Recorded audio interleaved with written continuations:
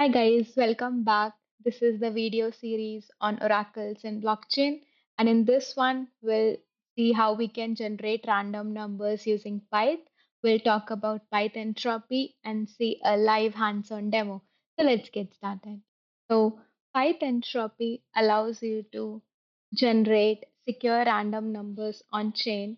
Before getting onto the hands-on demo part, let's first understand what is Pyth entropy, and I'll quickly touch upon what are the different approaches to generating random numbers. So for that, we'll click on the Learn More section, and this opens up a blog. And if you see from here, there is this other blog. So we'll open that. And there are different approaches to generate secure random numbers. One of the most common approaches to use a third party which is trusted, and the third party gives you a random number. And the other common approach is to use the block hash. The disadvantage in both of these approaches is you need to have trust on a single participant, which is again a single point of failure for us. So there comes a need for a more reliable approach, which is verifiable random functions, the VRF that we have talked about already in the case of Chainlink. If you haven't checked it out, do check it out in the playlist. And in this one, it's all about entropy. So Pyth entropy uses a different approach, which is called the commit and reveal phase. So what happens is there are two phases. The first phase is called the commitment phase. So the two parties, one is the service provider and the other is the user. What they do is they generate their random numbers independently and in a secret way. And then they commit their random numbers on the blockchain by hashing the random numbers. And that completes the commitment phase. And then there comes the second phase, which is the reveal phase. So, as you may have guessed by the name, both the parties reveal their random numbers to each other. And what happens is one party verifies the other party's random number by matching the hash that was being stored on the blockchain. And after that, what happens is the final random number is generating by using the both the random numbers of both the parties. And to add extra element of randomness, what we do usually in blockchain is we add the block hash as well to make it more secure. So this is what basically that Pyth entropy uses.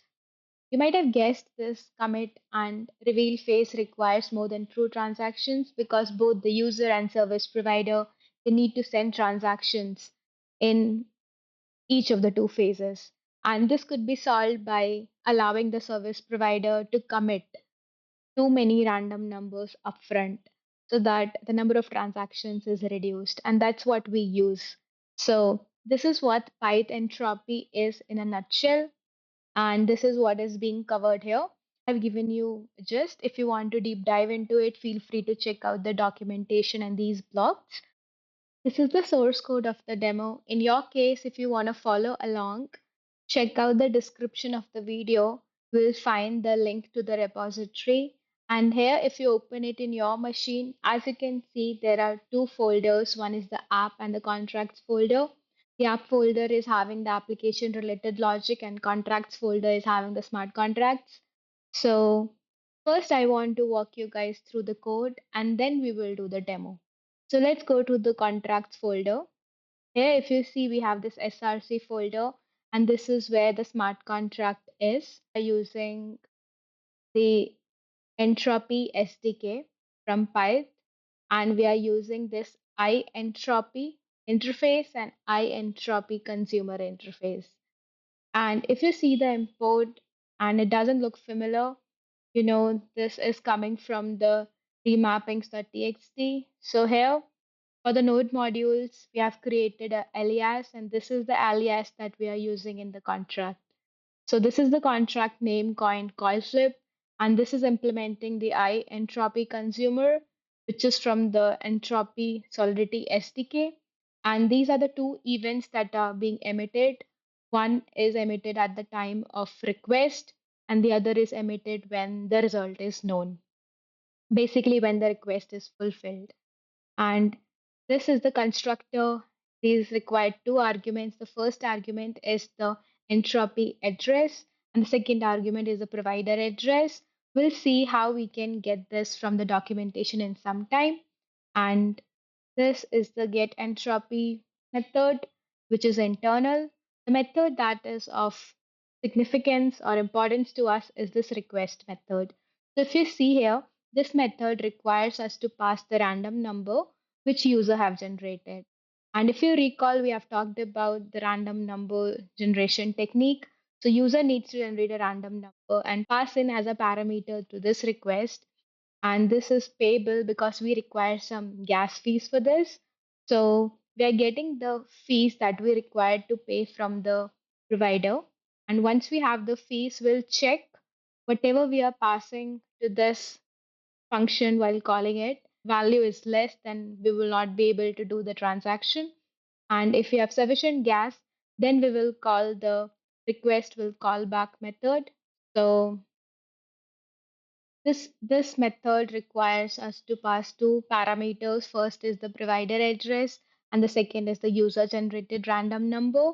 And since this method is payable, we need to pass in the request fees that we calculated. And this in return will give us the sequence number.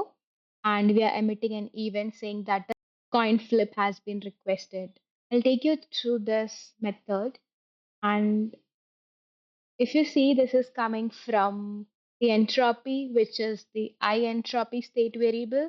So let's go here and search for this function. And this is the function that we have. So basically, the idea is we need to request a random number, and this, and we have talked about the arguments that this method needs. And then, since this is a callback, we'll need this entropy callback method, which will receive the callback with the generated random number. So if we go back to the smart contract, if we see we have implemented this entropy callback, and this requires us to pass the sequence number which is used to identify the request and the random number. Here in our case, we are not really using the provider address. That's why you see this warning. But in cases where the application requires multiple providers, we usually use this argument to distinguish. In our case, we just have one provider, so that's why it's not used. So if you see here, we get the random number once the request is fulfilled. And then what we are trying to do is we're trying to just see if the random number generated is even or odd. And on the basis of that, we are assigning it to a Boolean variable.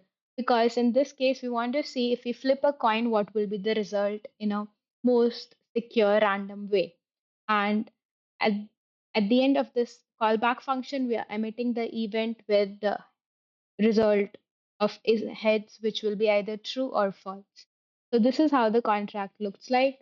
And let's go to the README file for the contracts. And these are the steps that you need to follow to run the demo. Okay, so before doing the hands-on demo, I want to call out certain prerequisites. So one thing that we need to ensure is we have Foundry installed on our machine. And then if you want to make use of the application folder, you need to ensure that Node.js is also installed. So in this case, I'll deploy the smart contract and then I'll try to interact with the smart contract using Cast itself. That is one way. And then we will see how we can interact with the smart contract from the application side of it. So in this demo, we'll cover both the things. So first, let's build a smart contract. And if you see, we are inside the contracts folder. We'll run the command forge build. And in my case, since it has already been compiled, so that's why the compilation has skipped. But in your case, it could take some time. And then what we need to do is we need to export all these environment variables, right? And these two variables that you see, the address and private key, is the one that belongs to your wallet. So you need to check which wallet you are using, what's the address and private key. In this case, since I'm running the example on Berachain testnet, so I have that RPC URL, but feel free to run it on any of the test network. And these are the entropy address and provider address, and see how we can get it from the documentation. So now you need to export these variables. And then once you have done it, in my case, I've already done it. You can see the balance. So yeah, this is the balance. I have enough whereas in my case, now what we'll do is we'll deploy the smart contract. So we'll use the forge create command for that. So let's copy this and paste it. So when you try to deploy using forge create, it will compile the smart contract first. In my case, since no new files have changed, it skipped and yeah, it got deployed. If you see, this is the address it got deployed to. We need to copy this address and export it with this coin flip underscore address variable. So let's do that. So now we have a smart contract that is deployed on this address. So now we have two options that I talked about earlier. And I want to show this option because most of the time you are playing the role of a smart contract developer and then you don't have to really get into the nuances of writing the front end application or the any other logic other than solidity. So this comes in really handy and this is what most of the devs use. They just use the Cast CLI. So if you see, the first step is we are interested in getting the fees. So we'll run this command. And so what we are trying to do is we are calling this entropy address and we are calling the get fees method and we are getting the fees. Now, once we have the fees, it's in hexadecimal format. We try to convert it to decimal format using cast dash dash 2 deck. And now if you see, let's echo the fees in deck. So this is the fees that is required. It's in decimal. Now, what we can do is, in our case, we need a user generated random number. So we can use the date in our case, and then we are hashing it to get the user randomness. And now we are ready to call the request method. That was the name earlier. So now we are ready to call the request method. This is the method and the arguments. And this is the argument, which is the user random variable that we have. So, and this is the gas fees. So let's copy this and again. So if you see the status is success. So this is the transaction hash. For us to get the results in this case, it will require some processing. Let's check through cast transaction. And these are the details. This is the block number in which the transaction got included on the beta testnet. This is the block hash. And we can also do a receipt if we want. So let's do that as well. This is the transaction hash. And okay, this is the receipt that we got. So basically, in this case, since we are getting the information through the events, right? Like what's the result of the coin flip. So what we'll do is we will see the current block number and then we'll go to blocks less than current block, like we'll go 1,000 blocks before the current block and then we will try to see the logs from current block that we are on 1,000 blocks down the line. If you see, the first topic that we have is the event related to the flip requested. And this is the data. And if you see the code for this, the flip requested is having sequence number. So this is the sequence number in our case. And right now, if it doesn't make sense, that is because it's in hexadecimal. We will convert it into decimal. Let's do that. So this is the sequence number that we had, which is 1,79,224.